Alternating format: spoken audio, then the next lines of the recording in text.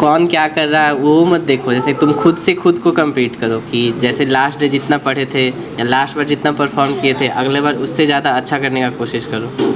खुद से खुद को कम्पीट करोगे तो ज़्यादा सही रहेगा, दूसरे का ज़्यादा मत देखो, यानी खुद में इम्प्रूव करोगे तब तो ही कुछ होगा। जब तक मेडिकल कॉलेज में, जब तक IITs और जब तक MBBS नहीं मिल जाए, जिस दिन तक, उस दिन तक जम के तैयारी करनी है, उसमें कोई कोताही नहीं करनी है।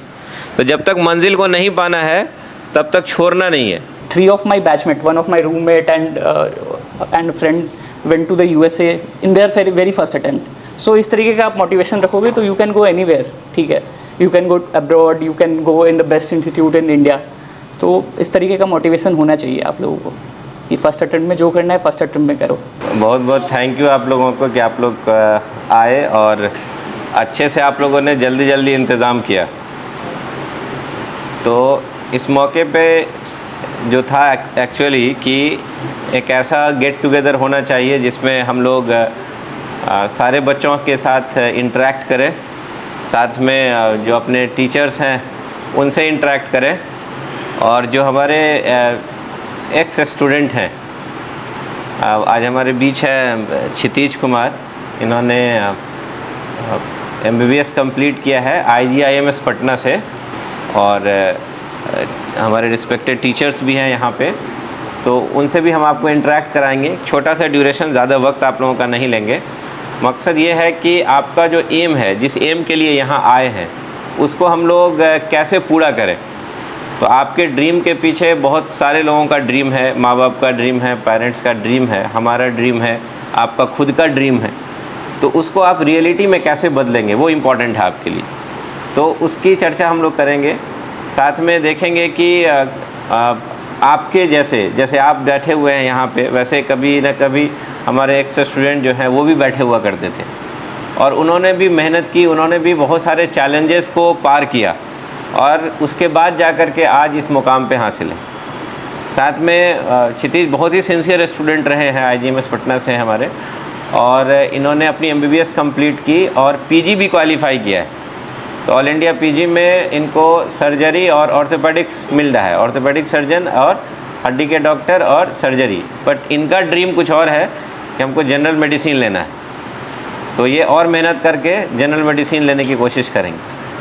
तो पढ़ाई का कभी भी ख़त्म नहीं होता है, जैसे जैसे ऊपर जाएंगे आपके कंपटीशन लेवल बढ़ेगा, और जितना ज़्यादा सिंसियर रहेंगे आगे आपकी सिंसियरिटी और बढ़ती चली जाएगी। तो हम क्षितिज जी को ही पहले बुलाना चाहेंगे कि वो आपके साथ शेयर करेंगे एक्सपीरियंस को अपने। आइए Kshitij ji, thank you very much. Clap करके इनका स्वागत किया जाए।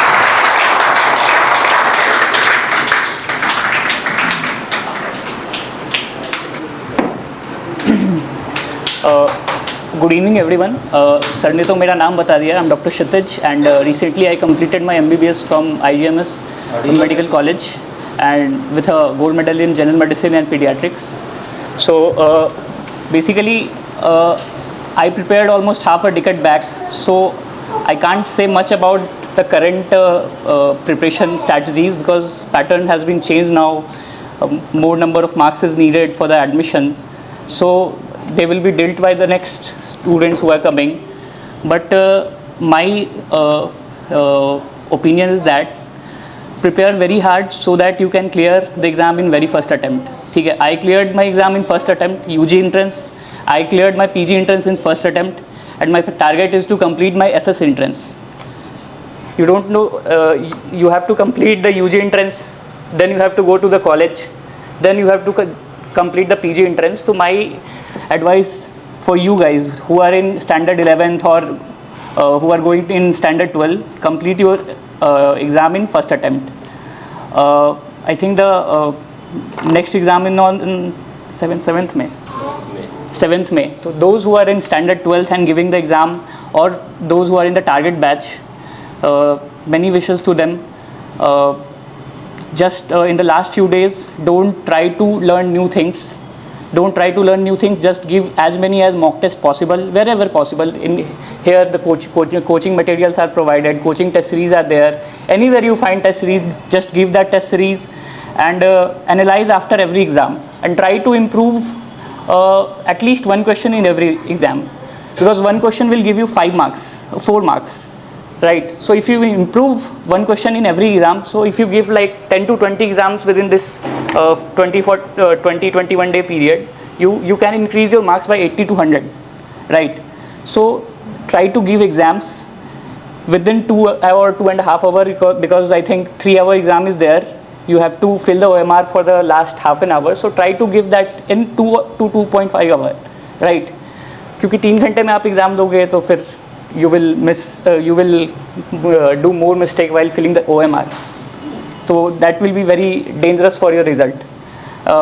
Then just focus hard and do your best, all the best for the exams. किसी को कोई क्वेश्चन पूछना हो तो पूछ सकते हो, और टाइम है अभी, प्लानिंग करो, फर्स्ट अटेम्प्ट में निकालने की कोशिश करो जो भी एग्ज़ाम आप दो. छोटी सिस्टर से जस्ट 1 साल छोटी, she also cleared BDS at BHU. BHU से BDS कर रही है इंटर्नशिप में. मिथिलेश जी हैं, मिथिलेश कुमार, PMCH में 2019 में MBBS क्वालिफाई किया. Mithilesh Kumar, he is now in PMCH और PMCH 3rd ईयर में हैं. और इनकी एक अच्छी बात बता दें कि जब ये एग्ज़ाम दिया था इन्होंने नीट का और रिज़ल्ट आया, रिज़ल्ट में ये बाउंड्री पे थे, और लोग बाउंड्री पे रहता है तो काउंसलिंग का जब तक इंतज़ार, काउंसलिंग ख़त्म नहीं हो जाए तब तक लोग कहीं एडमिशन लेता नहीं है या तैयारी फिर से शुरू नहीं करता है. लेकिन इनके जज्बा जो देखा जाए तो बहुत ही यूनिक था कि नीट का एग्ज़ाम हुआ, इनका रिज़ल्ट आया, इनका मार्क्स बाउंड्री पे था और ये तुरंत में बैच ज्वाइन कर लिए कि हमको नेक्स्ट ईयर के लिए प्रिपरेशन करना है. तो ये हौसला था और उसी साल जब काउंसलिंग दोबारा हुआ तो इनको PMCH मिल गया.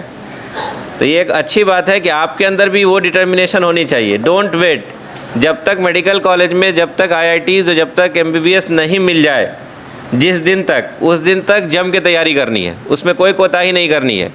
तो जब तक मंजिल को नहीं पाना है तब तक छोड़ना नहीं है. तो वो जज्बा आपके अंदर भी होनी चाहिए. वो हमारे बीच में भी हैं, तो वो अपनी बात शेयर करेंगे कि किस परिस्थिति में, किस सिचुएशन में वो इस मुकाम को हासिल किए और काफ़ी सिंसियर रहे हैं ये अपने पढ़ाई में, उसकी भी चर्चा आपको करेंगे. तो मैं बुलाता हूँ मिथिलेश कुमार जी को, एंड क्लैप किया जाए इनके लिए एक, है ना.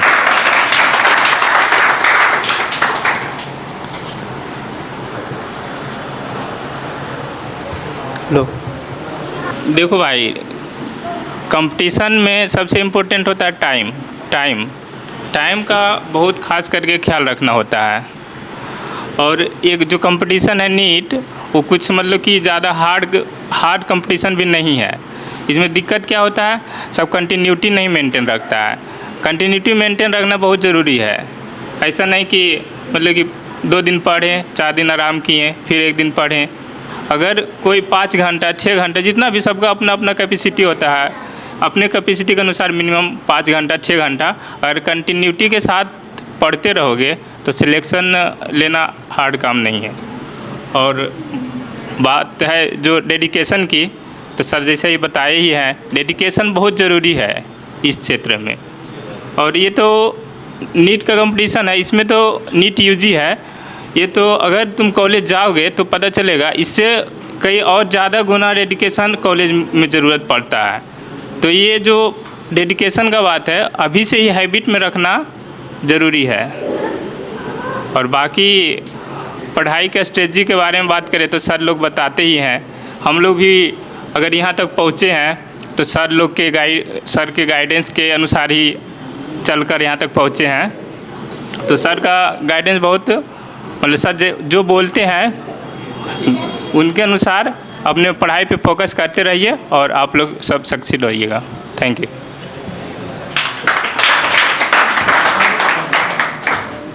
Hello everyone, good evening. कैसे हैं आप लोग? बस यही जोश चाहिए आप लोग को.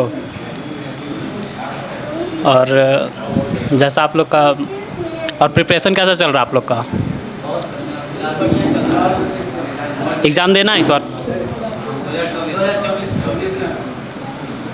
अच्छा, बस ज़्यादा नहीं, बस अपना कंटिन्यूटी बनाए रखो और जैसा जो भी अपना आप लोग को टीचर जो भी बताएं बस उसको फॉलो करते जाओ, सब कुछ अपने आप हो जाएगा। और बस और ज़्यादा टेंशन नहीं लेना है, सबसे बड़ा बात कि इतना स्टूडेंट फॉर्म भर रहा है, ये कर रहा है, वो कर रहा है, उतना वो सब दिमाग से निकाल देना है। तुमको बस एक सीट चाहिए, ठीक है, एक कॉलेज का एक सीट चाहिए, बस उस पर फोकस रखना है। और जब मन करे तब पढ़ाई करो, हमेशा नहीं कि मतलब आज ये हो गया तो टेंशन में कभी मत पढ़ो। जब भी मूड करे कि हाँ आज पढ़ना है तो अच्छे से पढ़ना है, और पूरा अच्छे जब भी कोई काम करो ना तो फुल डेडिकेशन के साथ करना है। ये नहीं कि अभी पढ़ रहे हैं और बाहर सोच रहे हैं कि आज जाएंगे घूमने के लिए, ये करेंगे वो करेंगे, वैसा नहीं है।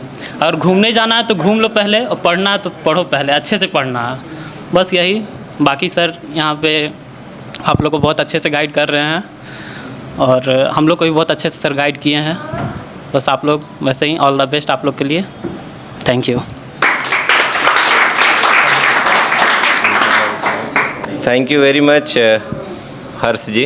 और अब हम बुलाना चाहेंगे नितिन जी को, जो कि PMCH में 4th ईयर में है, तो इनका स्वागत किया जाए तालियों से। और गौर से सुने, इनसे टिप्स लें कैसे तैयारी करते हैं। तीनों सब्जेक्ट डेली पढ़ो और तीनों सब्जेक्ट का क्वेश्चंस ज़्यादा बनाओ, और रिवीजन अच्छे से करो, रिवीजन मेंटेन करो सब चीज़। और लास्ट टाइम में थोड़ा अच्छे से पढ़ना, क्या कि शुरू में तो सब लोग अच्छे से पढ़ता है, लास्ट में रिवीजन सब लोग मेंटेन नहीं कर पाता, तो फिर दिक्कत हो जाता है।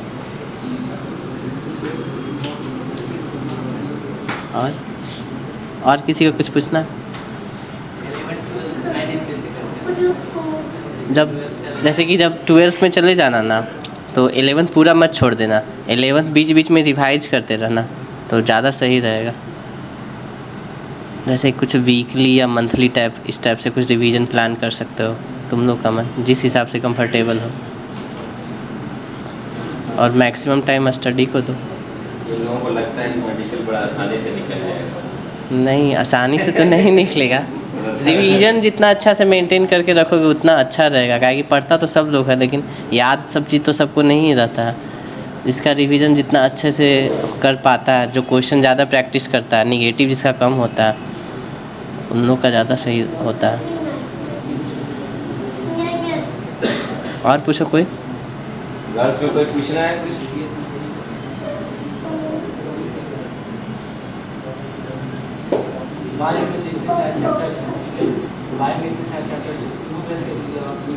देखो बायो में है ना, जितना बार जैसे कोई भी चीज़ जितना ज़्यादा बार तुम रिवाइज करोगे उतना ज़्यादा वो उस चीज़ तुमको अच्छे से याद रहेगा।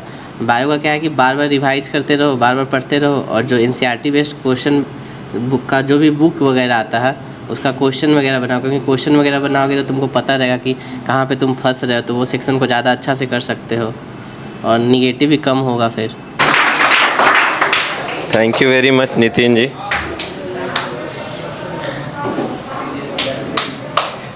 हमारे साथ जो है हमारे गार्जियन और हमारे जो ऑनर हैं इस बिल्डिंग के, वो हमारे पास प्रेजेंट हैं, तो उनकी भी ब्लेसिंग्स की ज़रूरत है हम सब लोगों को। और हम चाहेंगे कि अंकल आकर के आप लोगों को भी मोटिवेट करें। पटना हाई कोर्ट के बहुत जाने माने एडवोकेट हैं, तो उनसे रिक्वेस्ट करेंगे कि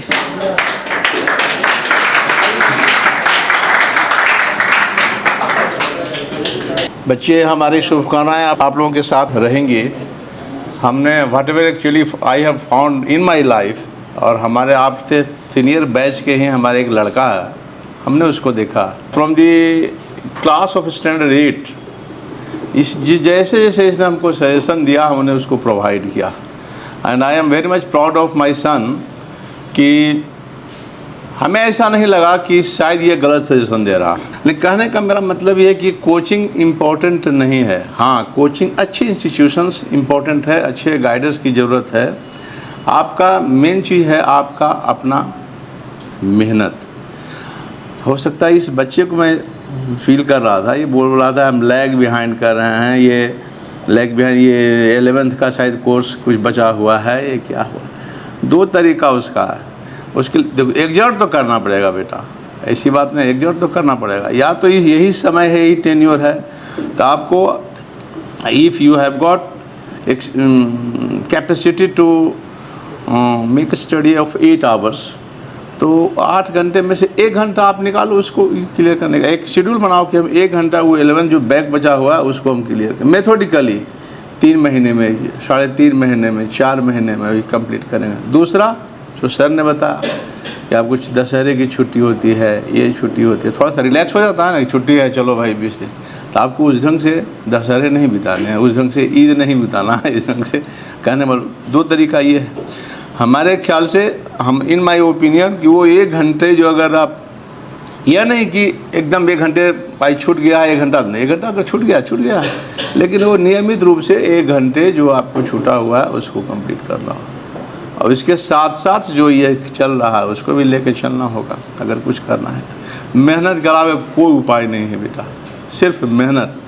और सर ऐसे अच्छे अगर गाइडर्स हैं, गाइड करने वाले हैं, तो हाउ टू प्रिपेयर, ये सिर्फ यही कोचिंग सिखाता है, समझे कि नहीं। कुछ प्रॉब्लम्स अगर हो गए हैं तो उसको, उस प्रॉब्लम्स को आप अकेले मैंने उसको सॉल्व करने की चाहिएगा तो हो सकता है 5-6 घंटे लग जाएं, 5-6 दिन लग जाएं। वो टीचर गाइड रहेंगे तो आप समझ पाइएगा, कुछ हेल्प ले पाइएगा। अल्टीमेटली तो सॉल्व करना आप ही को है।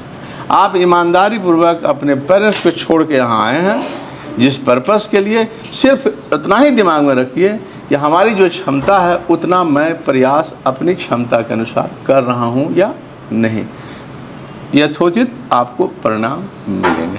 ठीक, इन्हीं सारी दुआएं के साथ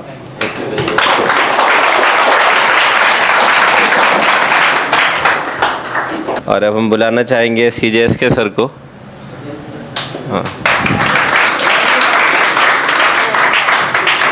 good evening all of you. सब लोग तो मोटिवेशनल बहुत कुछ बोल ही चुके हैं, अब मेरा तो डेली मोटिवेशनल होता ही रहता है क्या।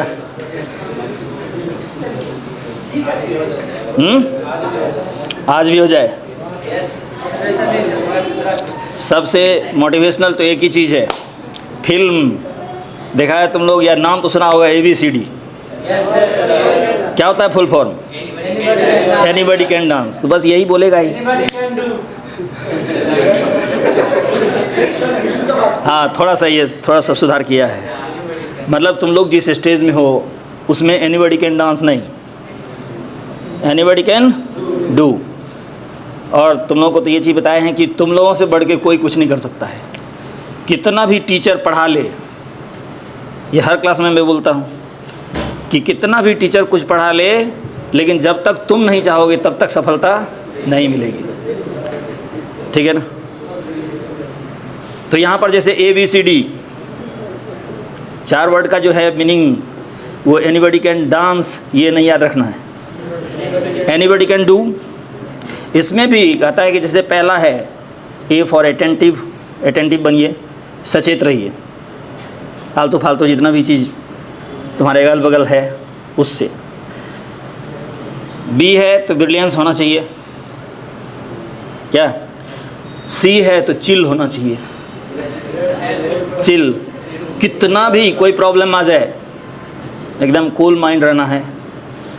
और सबसे बड़ा चीज़ है D फॉर डिवोशन, है कि नहीं। और जैसा कि सब लोग कहते हैं, अब मैं तो बार बार कहता हूँ, हर क्लास में कहता हूँ, क्या, फिर दूसरी film RRR, revision revision revision. Revision is the मूल मंत्र ऑफ सक्सेस। बस इसी को एक बनाना है, उसी पर बस फोकस रखना है और कुछ नहीं। That's all, thank you.